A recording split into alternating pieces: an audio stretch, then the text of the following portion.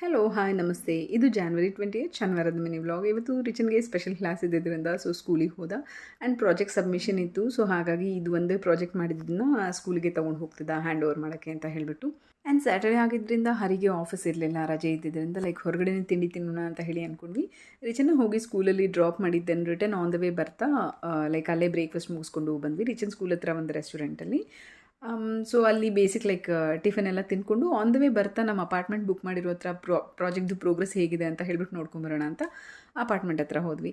ಅದನ್ನೆಲ್ಲ ಮುಗಿಸ್ಕೊಂಡು ಮನೆಗೆ ಬಂದು ಇನ್ನು ಹರಿ ಟೀ ಮಾಡ್ತಾಯಿದ್ರು. ಅಷ್ಟೊತ್ತಿಗೆ ಪಾರ್ಸೆಲ್ ಬಂದಿತ್ತು. ಒಂದು ತವಾ ಬುಕ್ ಮಾಡಿದ್ದೆ.